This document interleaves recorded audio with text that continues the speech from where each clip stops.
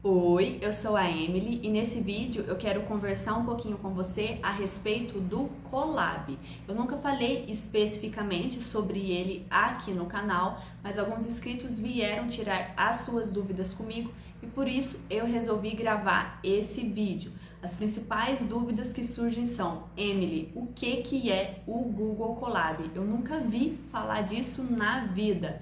Ou então, como que eu consigo fazer um aprendizado de máquina na nuvem? Isso não entra na minha cabeça.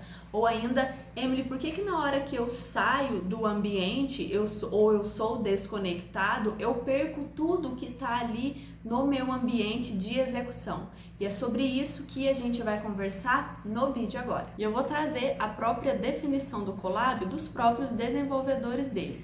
Quando você procura por Google Colab no Google mesmo, e quando a internet colabora, você pode entrar aqui nesse link, olha, Google Colab. Deixa eu só traduzir isso aqui para ficar bem didático. E ele vai dizer aqui, gente, que o Colab é um serviço hospedado do Jupyter Notebook, que não vai requerer configuração para ser utilizado e fornece acesso gratuito a recursos de computação, incluindo GPU e TPU. O Colab é especialmente adequado para a parte de aprendizado de máquina, ciência de dados e educação. Então ele é excelente pra gente. Mas antes da gente entrar na parte do Colab, eu quero te explicar certinho o que é um Jupyter Notebook, porque afinal o Colab é um serviço hospedado do Jupyter. Então eu vou pesquisar aqui por Jupyter Notebook e ele vai dizer aqui que o projeto Jupyter é uma organização sem fins lucrativos criada para desenvolver software de código aberto, padrões abertos e serviço para computação interativa em dezenas de linguagens de programação. Resumidamente, gente, o Jupyter é uma aplicação web em que você consegue colocar em um mesmo arquivo várias células diferentes para você executar o seu código. A gente vai falar sobre isso daqui a pouquinho no vídeo. Você consegue colocar textos com aquelas marcações Markdown, também dá para fazer, imagens, vídeos, gráficos, figuras diversas, equações, tudo ali no seu mesmo arquivo ali.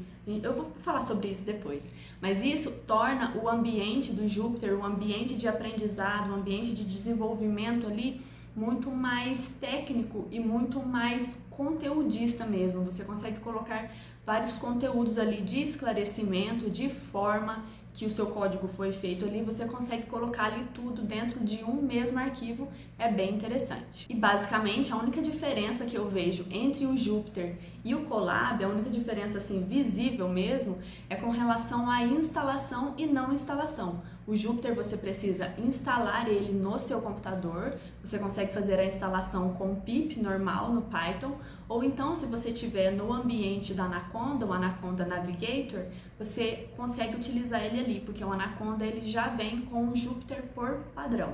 E o Colab você precisa apenas ter uma conta no Google que você já consegue utilizar ele na nuvem. Mas vamos voltar para o Colab. Eu não vou entrar aqui porque senão ele vai abrir uma página do Colab em inglês e eu quero tudo aqui em português para ficar um vídeo bem claro. Eu vou colocar Google Colab PT de português e eu posso clicar aqui nesse primeiro link. Colab vem de Collaboratory e esse aqui é um ambiente padrão do Colab. Então ele fala, se você já conhece ele, para você passar para esse vídeo, né, para falar um pouquinho sobre as tabelas interativas e visualização do histórico de código e tal. Aqui tem a parte do Colab, né, que ele vai dizer que nenhuma configuração é necessária para você conseguir utilizar. Você vai ter acesso a uma GPU sem custo financeiro, pelo menos num primeiro momento, eu já vou explicar sobre isso. E a parte do compartilhamento fácil. Então ele diz que você pode ser um estudante, um cientista de dados, um pesquisador de IA. O Colab ele vai facilitar esse trabalho e realmente ele facilita bastante. E aqui ele tem um começo rápido, tá explicando algumas coisas, mas eu não vou explicar tudo isso aqui não. Eu vou explicar em um Colab em branco para você saber o que é o básico mesmo que você precisa entender do Colab para você conseguir utilizar. Então eu posso vir aqui, olha, em arquivo e novo notebook. Ele vai abrir uma célula separada e um notebook em branco. Aqui ele vem sem título nenhum, tá? Então eu vou colocar aqui vídeo sobre Colab. e a extensão dele é IBYNB, essa é a extensão padrão dele. E a próxima coisa que é interessante a gente fazer já antes de sair codando aqui, até para facilitar depois, é a conexão em um dos computadores do Google, porque embora a gente não faça a instalação do Colab no nosso computador, ele vai estar rodando esse código em um computador real. Então ele está sendo rodado ali em um dos computadores do Google. A gente vai utilizar o servidor da Google para conseguir rodar os nossos códigos. Então eu posso vir aqui e conectar. E aí ele vai demorar uns minutinhos ali para ele fazer essa conexão. Pronto, ele conectou, então ele mostra aqui qual que é a RAM e qual que é o disco. Essas informações estão aqui. Ele diz que está conectado a um back-end no Google Compute Engine em Python 3. Então, por padrão, ele vem com o Python 3. Eu já posso começar a escrever os meus códigos. Eu tenho uma célula de código, então se eu clicar aqui, olha, ele vai abrir outra célula de código. Sempre que tiver esse botãozinho aqui de apertar, né, é uma célula que você pode executar os seus códigos. Ou você pode abrir uma célula de texto, que é no caso dessa daqui, olha. Você abre ela aqui, você pode escrever o que você quiser e ela te mostra o que vai ser escrito aqui. Mas vamos colocar um negócio certinho aqui, né, gente? Canal, café e computação. E aí ele mostra aqui, olha, se eu clicar do lado de fora ou dentro dessa célula aqui, ele fica esse texto, tá? Então eu posso colocar alguns marcadores aqui, né? Se eu colocar um símbolo de cerquilha, ele vai gerar tipo uma abinha, quer ver? Aí eu pego e coloco esse código aqui na parte de baixo, olha lá, esse código ele vai ficar dentro dessa célula, tá vendo? O que eu fiz foi só jogar ele pro lado de baixo, tá, gente? Aqui, ó, nessas setinhas aqui, você pode subir o título ou descer ele, tá vendo? E aí você vai alterando ali a posição das suas células, tá? Mas eu vou deixar ele aqui em cima de tudo. E aí, tudo que tá fora dessa marcação de uma cerquilha, ele fica dentro dessa cerquilha, tá? Então, se eu vim aqui e colocar um outro texto, mas só, deixa eu colocar o meu nome aqui, ele vai também ficar dentro dessa setinha, olha. Se eu puxar tudo para cima, né? Se eu fechar tudo aqui, olha lá, ele fica com 3 células ocultas. Então, você pode organizar ao máximo o seu código, tá? Deixa eu abrir aqui, deixa eu colocar um código aqui. Eu vou fazer um print de oi e eu coloco ele para rodar, olha lá, tá? Oi. Tá? Então, a execução dessa célula de cima, ela cai embaixo. Então, se eu colocar um gráfico, ela vai aparecer aqui. O vídeo do moço, né, igual eu mostrei, ele aparece logo embaixo do código. Então, tudo você consegue ir ajustando ali para ficar da melhor maneira para você, né, da maneira mais organizada para você. Tá? Então, você consegue colocar link, consegue colocar gráficos aqui, né, igualzinho tá mostrando aqui, tá? Consegue fazer algumas marcaçãozinhas, né? Você consegue estilizar bem o seu arquivo. Mas voltando aqui, por exemplo, se eu crio uma variável, minha variável vai chamar x e ela vai receber o mesmo oi. Se eu voltar aqui na primeira célula e pedir para ela executar a minha variável x, ele vai dar um erro. Por quê?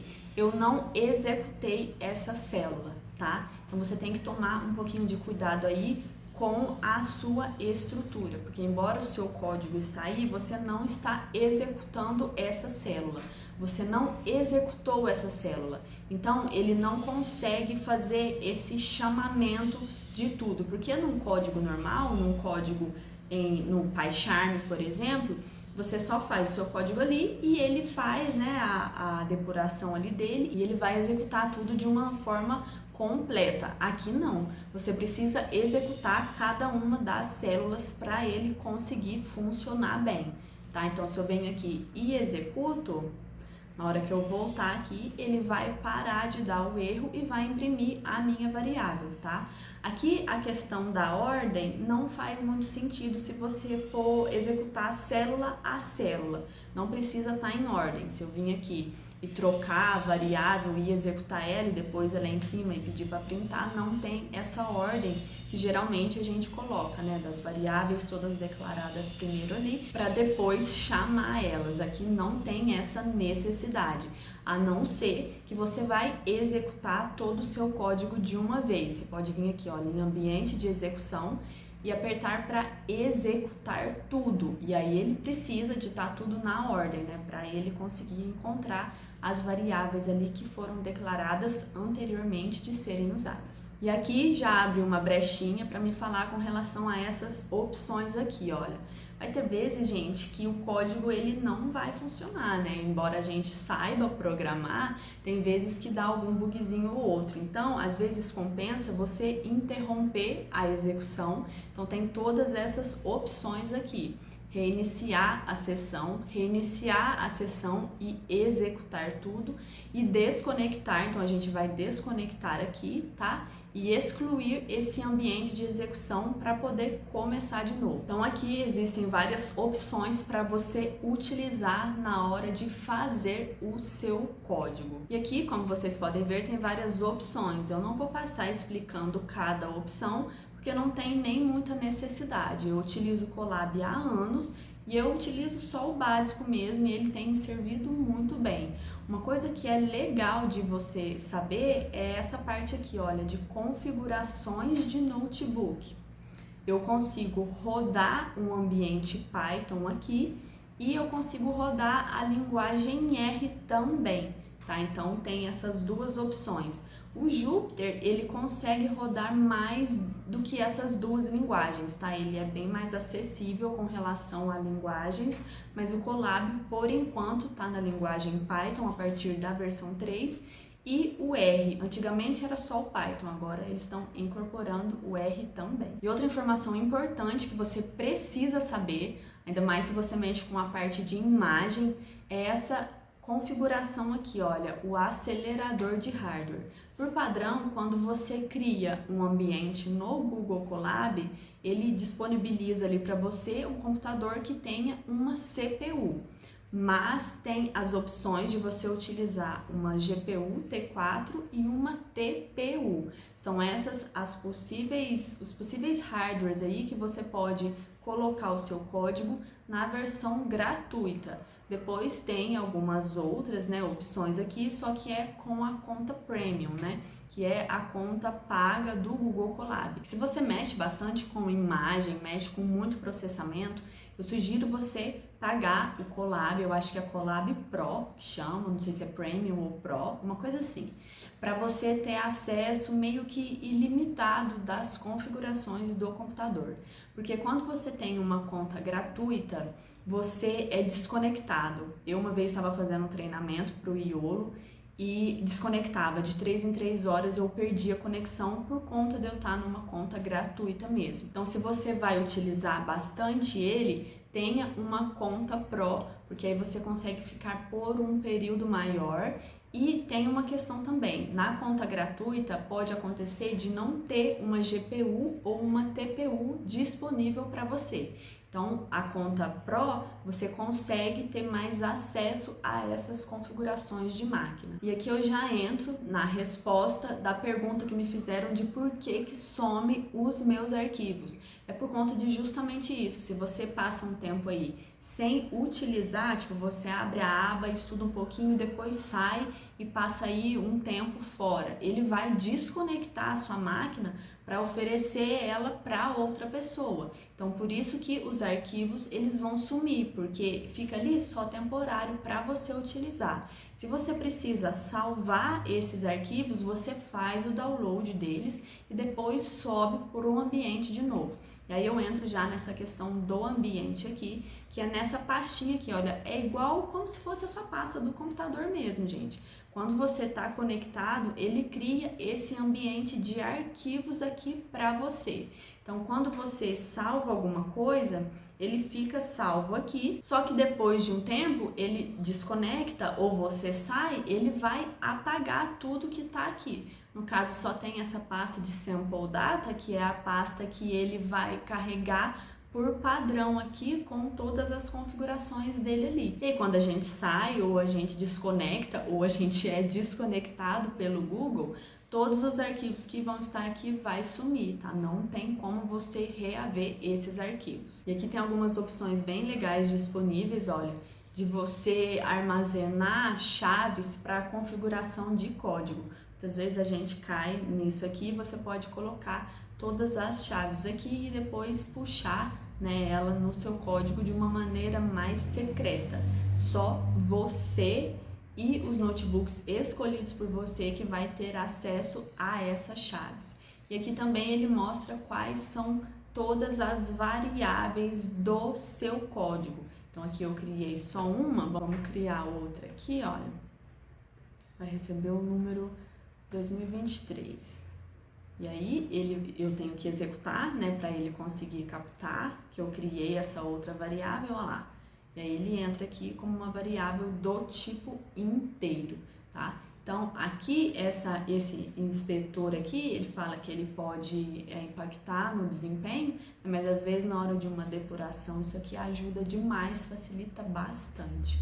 Aqui é a questão de você procurar mesmo, né, no seu código, esse código aqui tá bem pequenininho, mas ele pode ser enorme, quanto espaço aí você precisar. Então, às vezes, um localizar e substituir é bem útil. E aqui é a parte dos índices mesmo, né? Eu só criei aqui um título, né, pra gente, uma marcação, mas eu posso criar quantas seções eu quiser. Aqui embaixo tem a opção do terminal e para você ter acesso ao terminal, você precisa ter o Colab Pro, olha, é Colab Pro mesmo que chama. Aqui eu tenho a paleta de comandos, tá? Se alguém precisar, é só dar uma olhadinha aqui que vai ter todos os comandos. E nessa opção aqui é de alguns códigos já prontos. Eu já utilizei bastante coisa daqui, tem a parte de captura de câmera, que é bem interessante. Tem alguns códigos aqui que você pode utilizar. Uma outra coisa que eu quero conversar com vocês é que você consegue fazer a conexão do seu Google Drive para puxar arquivos aqui. Então, se você colocar aqui, olha, montar um drive, ele vai montar mesmo o espaço do Google Drive ali. Então, você coloca conectar ao Google Drive e ele vai criar todo o ambiente aqui. E eu tenho aqui a pastinha My Drive, então eu tenho todos os meus Colab Notebooks, tá? Então tá tudo aqui. Eu tenho a parte de um treinamento customizado que eu estava mexendo uma vez, então tá tudo aqui. Todas as pastinhas que eu tenho no meu Google Colab, ele aparece aqui. E, logicamente, se eu sair, se eu desconectar, essa pastinha vai sumir. E aí ele já salvou automaticamente aqui, olha, o meu Colab, tá? Vídeo sobre o Colab dentro dessa pastinha Colab aqui. E outra questão bem interessante também é sobre o compartilhamento. Você pode compartilhar esse código com alguma outra pessoa para ela te ajudar a fazer o arquivo aqui, tá? E isso aqui você vai dando acesso, né, de maneira que você quer. Olha, tem um acesso restrito, que só as pessoas com acesso podem abrir utilizando o link, né? Então você vai adicionar a pessoa aqui. Ou então qualquer pessoa com o link ela consegue fazer essa alteração no seu Colab. É só você copiar o link aqui e enviar para a pessoa. Outra coisa bem interessante também, gente, é com relação a isso daqui, olha. Quando o Colab ele é seu ou quando você recebe permissão para fazer alterações nele, tudo que você faz de alteração, elas são salvas. Olha, todas as alterações foram salvas nesse Colab aqui.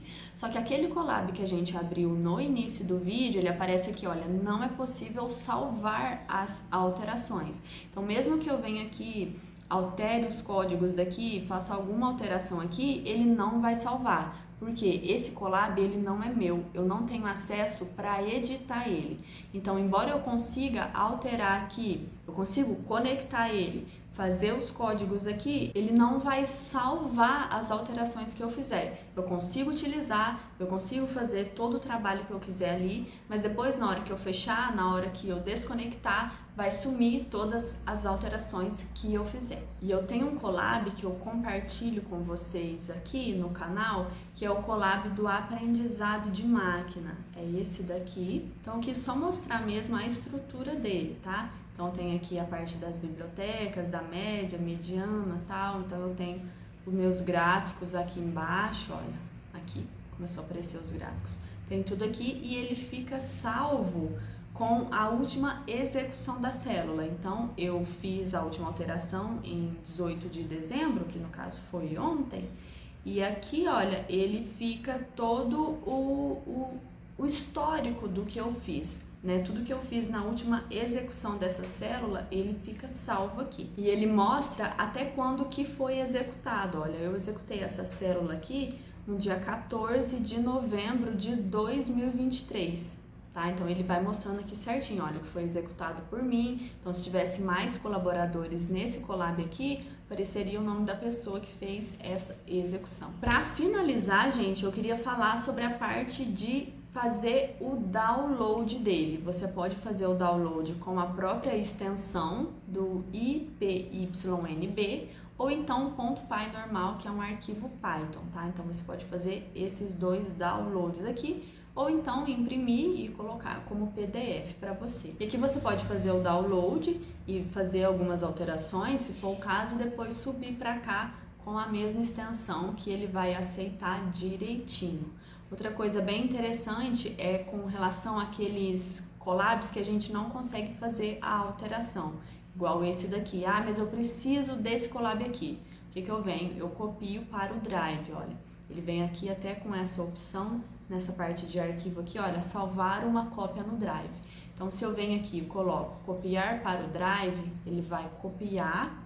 Deixa eu mostrar para vocês como que ele vai aparecer. Olha lá, ele aparece lá como cópia de Olá, esse é o Collaboratory, que é o nome desse collab aqui. Ele aparece como cópia e coloca aqui, olha, salvo pela última vez às 3h11, né? Agora já é 3h12, mas fui eu que salvei. Então, tudo que eu alterar aqui, vamos colocar aqui que eu vou tirar essa parte aqui. E clico do lado de fora aqui. Opa.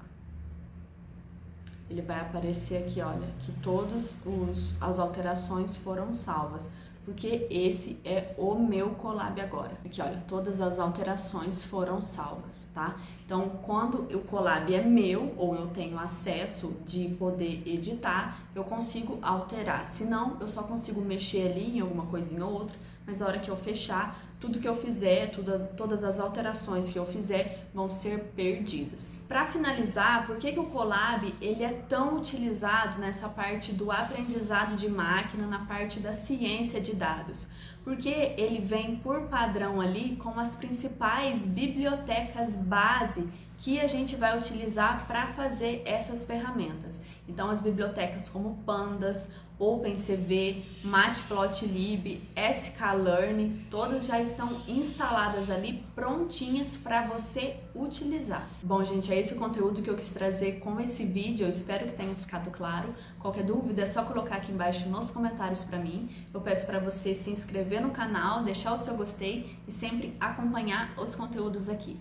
Bons estudos para você, muito obrigada e até a próxima. Notebook, eu posso pesquisar aqui, ó, por Jupyter Anaconda, que ele faz parte do espaço ali de código e textos para você ir explicando ali todos os passos a passos.